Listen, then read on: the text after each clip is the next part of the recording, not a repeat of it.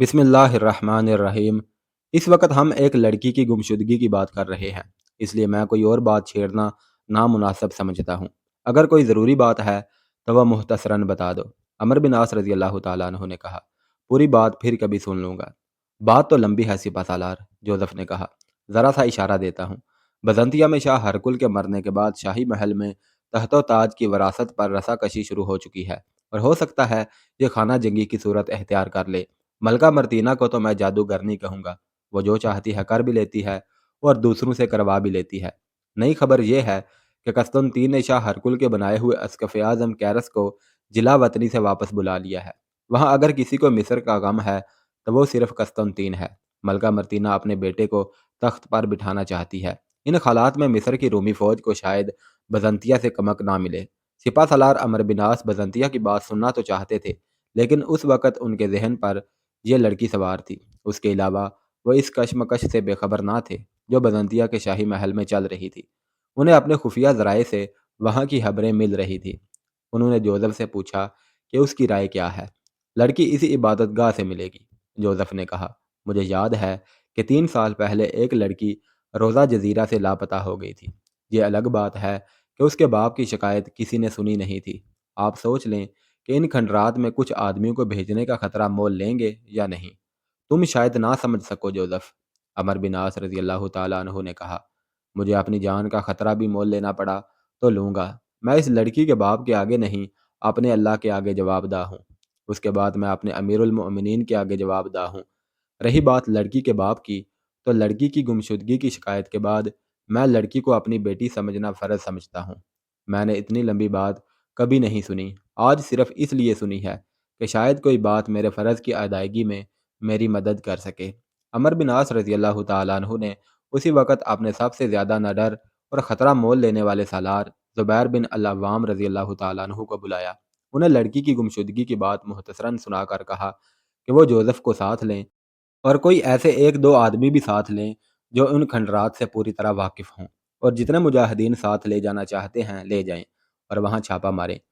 انہوں نے یہ بھی کہا کہ لڑکی وہاں سے نہ ملی تو اس کی عبادت گاہ کو تباہ کر دیں اور وہاں جو آدمی ہوں انہیں پکڑ کر لے آئیں۔ سالار زبیر بن العوام رضی اللہ تعالیٰ عنہ 8 مجاہدین کو ساتھ لے کر سرابیون کے کھنڈرات میں چلے گئے۔ پولیس کا سب سے بڑا افسر جوزف ساتھ نہیں گیا تھا۔ اس نے سالار زبیر کو 2 گائیڈ دے دیے تھے جو ان کھنڈرات سے واقف تھے اور بوقت ضرورت لڑنے کا تجربہ بھی رکھتے تھے۔ جہاں تک واقفیت کا تعلق تھا، ان کھنڈرات کو بے شمار لوگ دیکھ چکے تھے اور مجاہدین نے بھی ان کھنڈروں کی سیر کر لی تھی، لیکن ان کے خفیہ گوشوں سے کوئی واقف ہوگا۔ ان دونوں آدمیوں سے پوچھا گیا کہ وہ ان کھنڈروں کے اس حصے سے واقف ہیں یا نہیں جہاں عبادت گاہ بنی ہوئی ہے۔ انہوں نے بتایا کہ وہ اندر تو نہیں گئے، نہ ہی کوئی یہ دعویٰ کر سکتا ہے کہ وہ اس حصے میں بھی گیا ہے، لیکن وہ اتنا بتا سکتے ہیں کہ وہ حصہ کہاں سے شروع ہوتا ہے۔ سالار زبیر بن العوام رضی اللہ تعالیٰ عنہ صرف نہ ڈر اور بے خوف ہی نہیں تھے، بلکہ عقل و دانش کے لحاظ سے کوئی ہی ان کی برابری کا دعویٰ کر سکتا تھا۔ انہوں نے جوزف کو الگ بٹھا کر بڑی باریکی سے پوچھ لیا تھا کہ پہلے جو آدمی مارے گئے تھے وہ کس طرح مارے گئے تھے، اور کچھ دیگر معلومات بھی لے لی تھی۔ ایک روز پہلے وہ دن کے وقت وہاں چلے گئے اور اس طرح اندر گھومتے پھرتے رہے تھے جیسے کوئی اجنبی سیر و سیاحت کے لیے آیا ہو۔ انہوں نے بالائی منزل میں جا کر بھی اندر کی دنیا دیکھ لی تھی۔ یہ کھنڈر صرف اتنے ہی نہیں تھے کہ ایک 4 دیواری کی ہوئی ہوتی اور اندر 2-4 کمرے بنے ہوئے ہوتے۔ وہ تو کمروں اور راہداریوں کی ایک دنیا تھی جس کے اندر جا کر بھول بھلائیوں سے سامنا ہوتا تھا، اور یہ ڈر کہ آدمی بھٹک جائے گا اور باہر نہیں نکل سکے گا۔ ایسا کوئی خطرہ نہیں تھا، پھر بھی راہداریاں غلام گردشیں یہی تاثر پیدا کرتی تھی کہ یہاں جو آئے گا وہ باہر نہیں جا سکے گا۔ جس زمانے میں یہ عمارت صحیح سالم تھی اور یہاں باقاعدہ کھلے عام عبادت ہوتی تھی، اس دور میں یہ یقیناً ایک پرشکوہ اور قابل عظمت عمارت تھی۔ کھنڈرات ہی اس کے حسن و عظمت کو بزبان خاموشی بیان کر رہے تھے۔ اب تو چھتیں کہیں گری ہوئی اور کہیں جھکی ہوئی تھیں، دیواریں بھی ایسی کہ ان پر ہری کائی جم گئی تھی، اور کچھ دیواریں آدھی اور کچھ زیادہ گر پڑی تھیں، اور بعض اس طرح کھڑی تھیں کہ انہوں نے چھتوں کو سنبھال رکھا تھا۔ ایک ہیبت تھی جسے کمزور دل آدمی برداشت نہیں کر سکتا تھا۔ جالے ایسے گھنے تھے کہ ان پر شک ہوتا تھا کہ یہ جالے نہیں بلکہ کپڑے لٹک رہے ہیں जो मैले भी हैं और चीथड़े भी बन गए हैं। उन जालों में मरे हुए बड़े चमगादड़ फंसे हुए थे और एक जाल में एक उल्लू फंसा हुआ था और जाल में से ना निकल सका और वहीं फड़फड़ाता हुआ मर गया। कहीं से एक दो सांपों का निकल आना हैरतनाक ना था। ऐसी दीवारें भी थीं जिन पर काई नहीं जमी थी। उनका पलस्तर अभी तक महफूज था और उस पर उस दौर के मुसव्वरों ने देवियों और देवताओं की तस्वीरें बना रखी थी। ये तस्वीरें तेज धार या नुकीले औजारों से खोदी गई थी और उनमें रंग भरे हुए थे, इसलिए ये सदियों बाद भी महफूज थी।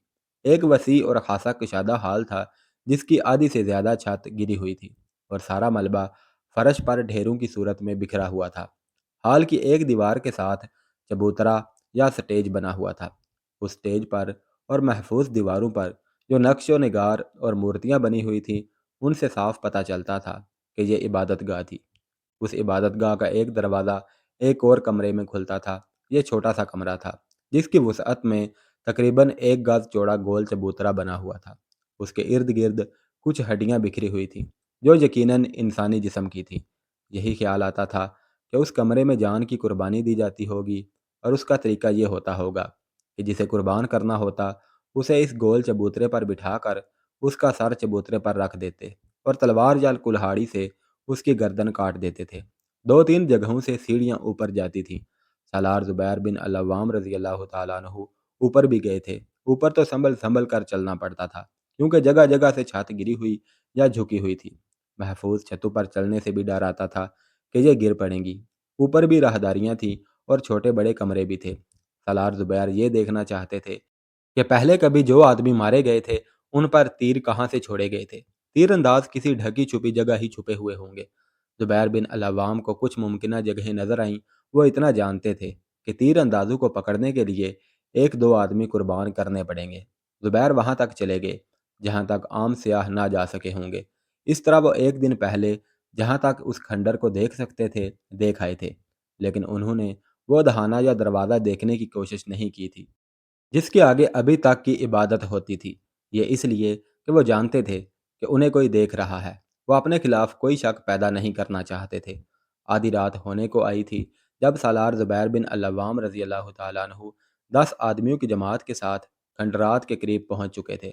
वह अभी इस वसी और अरीज मैदानी इलाके में थे जिसके आगे कुछ चट्टानें आ जाती थी और उन चट्टानों के दरमियान या साथ ही सराबियों के खंडरात थे।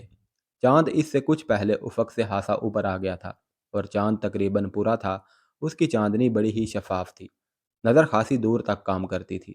जुबैर अपनी जमात को आखिरी बार ज़रूरी हदायत देते जा रहे थे। वो पैदल गए थे। उन्हें दूर से सरपट दौड़ते घोड़े की टाप सुनाई दी जो अभी मदहम थी। थोड़ी देर बाद घोड़ा और उसका सवार नज़र आने लगे। अगर वो सवार ज़्यादा होते तो सलार जुबैर और उनकी जमात तलवार निकाल कर मुकाबले के लिए तैयार हो जाती, लेकिन वो घोड़ा और उसका सवार अकेला था। करीब पहुंचा तो उसने घोड़े की लगाम इतनी ज़ोर से खींची कि घोड़े ने चारों सुम ज़मीन में गाड़ दिए और चंद कदम आगे आकर रुका। सवार कूद कर उतरा और सलार जुबैर के सामने जा खड़ा हुआ। सलार ने पूछा कि वो कौन है। मैं एली को ढूंढने आया हूँ, उसने तेज़ तेज़ बोलते हुए जवाब दिया। पूछते हो मैं कौन हूँ? मैं एली का सब कुछ हूँ और एली मेरे लिए सब कुछ है। हम दोनों एक दूसरे के बगैर खाली और खोखले जिस्म बन जाते हैं। मुझे अपने साथ ले चलो। एली अगर इन खंडरात में है तो मैं उसे यहाँ से निकालने के लिए अपनी जान पर खेल जाऊंगा। एली उस लड़की का नाम था जिसे ये सब ढूंढने और अपने साथ लाने के लिए जा रहे थे। और ये घुड़सवार एक नौजवान कुबती ईसाई था। उसने बड़े ही जज्बाती लहजे और अंदाज में बताया कि एली उसे चाहती थी और वो एली की मोहब्बत में दीवाना हो चुका था। उसे एली के दादा ने उसी शाम बताया था कि एली लापता है और ये भी बताया कि आज रात मुजाहिदीन सराबियुम के खंडरों में जा रहे हैं। उस नौजवान को मालूम नहीं था कि वो कहाँ से सुराग लगाए कि उन खंडरों में जाने वाले कौन हैं और वो किस वक़्त रवाना हो रहे हैं। वो भागता दौड़ता रहा और कुछ ही देर पहले किसी ने बताया कि एक मुसलमान सालार के साथ 10 आदमी शहर से निकले हैं। उस नौजवान ने अपने आप को यकीन दिलाया कि ये वही लोग हैं जो उसकी महबूबा एली को ढूंढने जा रहे हैं। उसने अपने बाप के घोड़े पर जेन डाली और निकल खड़ा हुआ। शहर का सिर्फ एक दरवाज़ा था जिससे रात को इंतहाई मजबूरी के तहत किसी को बाहर जाने दिया जाता था। उस नौजवान ने बाहर जाने की ये वजह बताई कि उसे उस जमात के साथ शामिल होना है जो एक सालार के साथ गई है। सालार के नाम से اس کے لیے دروازہ کھل گیا اور وہ گھوڑا سر پر دوڑاتا سالار زبیر کے پاس جا پہنچا۔ اس نے سالار زبیر کو بتایا کہ ان کی محبت کا ایلی کے دادا کو اچھی طرح علم تھا۔ دادا ایلی کو کسی اور سے ملنے نہیں دیتا تھا، اور ایلی اتنی معصوم فطرت تھی کہ وہ کسی اور کی طرف دیکھتی بھی نہیں تھی۔ اس نوجوان نے جذبات سے مغلوب ہو کر رومانی سی باتیں شروع کر دی کہ ان کی ملاقاتیں کیسی ہوتی تھیں اور ایلی کس طرح باتیں کرتی تھی۔ اس نے یہ بھی بتایا کہ ایلی نے اس کے ساتھ شادی کا وعدہ اس شرط پر کیا تھا کہ وہ اپنے دادا سے الگ نہیں ہوگی، بلکہ اس نوجوان کو اس کے گھر میں رہنا پڑے گا۔ سالار زبیر بن العوام رضی اللہ تعالیٰ عنہ نے اسے کہا کہ جس مہم پر جا رہے ہیں وہ اس کے بس کی بات نہیں، ایسا نہ ہو کہ وہ جذباتی ہو کر کوئی ایسی حرکت کر بیٹھے کہ مہم سر ہوتے ہوتے ناکام ہو جائے اور پوری جماعت ہلاکت میں پڑ جائے۔ لیکن یہ نوجوان ایسا ضدی نکلا کہ اس نے منتیں شروع کر دیں اور کہا کہ وہ ان کے ساتھ نہ گیا تو یہ ایلی سے اس کی بے وفائی ہوگی۔ آخر اسے ساتھ لے لیا گیا اور سالار زبیر نے اسے کچھ ہدایت دیں اور کہا کہ وہ ان کے ساتھ رہے اور بالکل الگ نہ ہو۔ جابازو کی اس جماعت میں 4 مجاہدین کے پاس تلواروں کے علاوہ کمانیں تھیں اور ایک ایک ترکش تیروں سے بھری ہوئی بھی تھی۔ باقی سب کے پاس تلواریں تھیں اور 2 کے پاس تلواروں کے علاوہ برچیاں بھی تھیں۔ ان کے پاس 4-5 مشعلیں بھی تھیں، لیکن انہیں بوقت ضرورت سالار کے کہنے پر جلانا تھا۔ سالار زبیر رضی اللہ تعالیٰ عنہ کو امید تھی کہ اتنے روشن چاند کی چاندنی گری اور جھکی ہوئی چھتوں اور گری ہوئی دیواروں سے کھنڈر کے اندر جاتی ہوگی اور یہ روشنی کافی ہوگی۔ ان کا ارادہ یہ تھا کہ یہ مہم مشعلوں کی روشنی کے بغیر سر کی جائے۔ آگے چل پڑے، لیکن اس نوجوان کے پاس گھوڑا تھا جسے آگے نہیں لے جانا تھا۔ کچھ آگے جہاں سے چٹانیں شروع ہوتی تھیں وہاں درخت بھی تھے۔ گھوڑا ایک درخت کے ساتھ باندھ دیا گیا اور یہ جماعت آگے چلی گئی۔ جب کھنڈرات میں داخل ہونے لگی تو سالار زبیر رضی اللہ تعالیٰ عنہ رک گئے۔ آخری بات سن لو، سالار زبیر نے کہا، یہ ذہن میں رکھ کر ان کھنڈرات میں داخل ہونا کہ انہیں کسی کی آنکھیں دیکھ رہی ہیں جنہیں ہم نہیں دیکھ سکتے۔ یہ بھی سوچ لو کہ ہم میں کچھ ایسے بھی ہوں گے جو زندہ واپس نہیں جا سکیں گے۔ اللہ کا نام لو اور آگے بڑھو۔ کھنڈرات میں داخل ہوئے تو دونوں گائیڈ آگے آگے تھے۔ سالار زبیر بن العوام رضی اللہ تعالیٰ عنہ نے ایک روز پہلے اندر جا کر راستے دیکھ لیے تھے۔ گائیڈ انہیں کسی اور طرف لے جا رہے تھے۔ سالار نے بڑی دھیمی آواز میں کہا کہ اب تیر انداز ایک ایک تیر کمانوں میں ڈال لیں اور دوسرے اپنی تلواریں نکال لیں۔ چاندنی اندر تو آ رہی تھی، لیکن بعض راہداریاں بالکل تاریک تھیں۔ اندر خاموشی طاری تھی۔ اس ہیبت ناک خاموشی کو ایک الو کی آواز نے توڑا۔ الو 3 بار بولا۔ ایسے بھیانک کھنڈروں میں الو ہی بول سکتا تھا۔ یہ الو کی آواز ہے، سالار زبیر بن عوام نے کہا، لیکن یہ کسی انسان کے منہ سے نکلی ہوئی آواز بھی ہو سکتی ہے۔ اس عبادت گاہ کے چوکیدار نے الو کی طرح بول کر اپنے سوئے ہوئے ساتھیوں کو خبردار کیا ہوگا۔ راہداریوں کے چند ایک موڑ مڑ چکے تو ایک کھلا راستہ آ گیا۔ اچانک یوں ہوا جیسے بڑی ہی تیز آندھی آ گئی ہو اور اس کے ساتھ ہلکی ہلکی چیخیں سنائی دینے لگی۔ گائیڈ فوراً بیٹھ گئے اور باقی سب سے کہا کہ وہ بھی بیٹھ جائیں۔ ایسا لگتا تھا جیسے ہوا کے تیز جھونکے سر کے اوپر سے گزر رہے ہوں۔ یہ کوے جتنے بڑے بلکہ اس سے بھی بڑے پروں والے چمگادڑ تھے جو چھتوں کے ساتھ الٹے لٹکے رہتے تھے۔ ان کی دنیا میں ذرا سی بھی مداخلت ہو تو یہ اسی طرح سینکڑوں اور ہزاروں کی تعداد میں اڑ جاتے ہیں اور سب کا رخ ایک ہی طرف ہوتا ہے۔ یہ طوفان باہر نکل گیا تو جہاں بازوں کی یہ جماعت اٹھ کر آگے کو چلی۔ اس کھنڈر کا صحن تھا ہی نہیں، چھتیں ہی چھتیں تھیں۔ 2-3 کشادہ کمروں اور برآمدوں میں سے گزرے تو ایک گری ہوئی چھت سے چاندنی آ رہی تھی اور اندر کا سارا منظر نظر آ رہا تھا۔ ایک طرف سیڑھیاں تھیں۔ سالار زبیر رضی اللہ تعالیٰ عنہ نے ان سیڑھیوں کو پہچان لیا اور اپنی جماعت کے اس آدمی کو سیڑھیوں پر چڑھ جانے کو کہا جسے وہ پہلے بتا چکے تھے کہ اوپر جا کر کہاں جانا ہے اور کیا کرنا ہے۔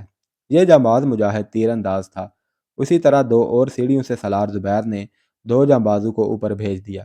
انہیں خبردار کر دیا گیا تھا کہ چھتیں کچھ تو گری ہوئی ہیں اور کچھ ویسے ہی جھک گئی ہیں۔ ان سے خبردار رہیں ورنہ نیچے آ پڑیں گے۔ کبھی تو یوں چیخ نما آواز آتی تھی جیسے چڑیلیں چیخ رہی ہوں۔ قدم گھسیٹنے کی بھی کہیں سے آواز آتی تھی اور یوں لگتا تھا جیسے مرے ہوئے گناہ گاروں کی بدروحیں اس ہیبت ناک ویرانے میں گھوم پھر رہی ہوں۔ لگتا یوں تھا جیسے یہ بدروحیں کسی نہ کسی روپ میں نظر آ جائیں گی، لیکن وہاں ملبے کے ڈھیروں کے سوا کچھ بھی نہ تھا۔ آخر جانبازوں کی یہ جماعت اس حال میں جا پہنچی جہاں ایک دیوار کے ساتھ سٹیج سا چبوترا بنا ہوا تھا۔ یہ اس حال کی نصف چوڑائی جتنا لمبا تھا اس کے دونوں طرف اس کے آگے بھی ملبہ پڑا ہوا تھا۔ دونوں گائیڈ آگے چلے گئے اور ملبے کے ایک ڈھیر پر جا چڑھے۔ ان دونوں میں سے ایک کی ہلکی سی چیخ سنائی دی۔ دوسرا دوڑتا ہوا ملبے کے ڈھیر سے نیچے آ گیا۔ کسی طرف سے چاندنی کی کرنیں اندر آ رہی تھیں۔ اس کے ساتھ ہی اوپر سے کسی کے گرنے کا دھماکہ سنائی دیا۔ یہ کوئی آدمی ہی ہو سکتا تھا۔ چاندنی کی روشنی کافی نہیں تھی۔ سالار زبیر نے کہا کہ فوراً مشعل جلا لو۔ مشعل والے ایک مجاہد نے مشعل جلا دی۔ پہلے اپنے گائیڈ کو دیکھا جو گر پڑا تھا اور اس کی گردن کی ایک طرف سے تیر داخل ہوا اور دوسری طرف سے تھوڑا سا باہر آ گیا تھا۔ گائیڈ تڑپ رہا تھا۔ سالار زبیر نے دیکھا کہ تیر کی سامنے والی نوک باہر نکل آئی ہے، تو انہوں نے دوسری طرف کے تیر کو توڑ دیا اور نوک والی طرف سے پکڑ کر کھینچا اور تیر باہر نکل آیا۔ لیکن گائیڈ کے بچنے کی کوئی امید نہیں تھی۔ خون کا فوارہ پھوٹ رہا تھا۔ یقیناً شاہ رگ کٹ گئی تھی۔ ایک جانباز مجاہد نے سالار کے کہے بغیر ہی دوسری مشعل جلا لی اور اس طرف گیا جہاں کسی کے گرنے کی دھمک سنائی دی تھی۔ وہ کوئی آدمی تھا، ان کے لیے اجنبی تھا۔ اس کے پیٹ میں تیر اترا ہوا تھا اور اتنا اندر چلا گیا تھا جس سے اندازہ ہوتا تھا کہ یہ تیر قریب سے چلایا گیا ہے۔ یہ آدمی بھی ابھی زندہ تھا اور تڑپ رہا تھا، اسے بھی مرنا تھا۔ سالار زبیر نے اپنی تلوار کی نوک اس کے دل کے مقام پر رکھ دی اور پوچھا کہ وہ کون ہے۔ وہ اٹھنے کے قابل نہیں تھا۔ نہیں بتاؤں گا، تیر کھائے ہوئے زخمی نے کہا۔ تلوار میرے سینے میں اتار دو، مجھے تو اب مرنا ہی ہے۔ اپنے دیوتاؤں کو ناراض کر کے نہیں مرنا چاہتا۔ سالار زبیر سمجھ گئے کہ اس شخص سے کچھ معلوم کرنا ممکن نہیں۔ بات بالکل صاف تھی۔ گائیڈ اس جگہ تک پہنچ گئے تھے جہاں سے راستہ خفیہ عبادت گاہ تک جاتا تھا۔ یہ شخص کسی چھت پر بیٹھا دیکھ رہا تھا۔ اس نے اوپر سے تیر چلایا اور ایک گائیڈ کو نشانہ بنا لیا۔ اس نے اب دوسرے گائیڈ کو مارنا تھا، لیکن زبیر بن عوام رضی اللہ تعالیٰ عنہ نے پہلے ہی اس کا انتظام کر رکھا تھا۔ انتظام یہ تھا کہ انہوں نے اپنے جانباز اوپر بھیج دیے تھے۔ سالار زبیر نے پہلے سنا تھا کہ دو آدمی جنہیں ہرکل اور بعد میں قسطنطین نے بھیجا تھا اسی طرح تیروں سے مرے تھے۔ سالار زبیر نے سوچ لیا تھا کہ یہ تیر اوپر سے ہی آتے ہوں گے۔ ایک روز پہلے انہوں نے اوپر جا کر دیکھ لیا تھا کہ کس جگہ سے تیر انداز نیچے کسی کو نشانہ بنا سکتا ہے۔ انہوں نے ایک ایک جانباز ان جگہوں سے ذرا دور بھیج دیے تھے اور انہیں بتا دیا تھا کہ وہ کیا کریں گے۔ عبادت گاہ کے آدمی نے اوپر سے تیر چلایا اور ایک گائیڈ کو نشانہ بنا لیا اور اوپر بیٹھے ہوئے جانباز نے اس آدمی کو تیر کا نشانہ بنایا اور وہ آدمی تیر کھا کر نیچے جا پڑا۔ اوپر سے ایسی آوازیں آنے لگیں جیسے دو تین آدمی آپس میں لڑ رہے ہوں۔ یہ آوازیں کوئی عجیب نہیں تھیں، البتہ یہ ڈر آتا تھا کہ یہ جنات یا چڑیلو جیسی کوئی مخلوق بھی ہو سکتی ہے۔ اگر ایسا تھا تو جانباز مجاہدین کی موت یقینی تھی۔ زبیر بن عوام نے کہا کہ اوپر اپنے آدمیوں کی مدد کو پہنچا جائے، لیکن وہ جگہ ایسی تھی جہاں تیز نہیں دوڑا جا سکتا تھا اور سیڑھیاں بھی تیزی سے نہیں چڑھی جا سکتی تھیں۔ پھر اوپر جا کر تیز چلنا اور اپنے ساتھی تک پہنچنا بالکل ہی ممکن نہیں تھا، کیونکہ گری ہوئی اور جھکی ہوئی چھتوں سے گرنا یقینی تھا۔ ان مجاہدین کو جو اوپر بھیجے گئے تھے اللہ کے حوالے کر دیا گیا۔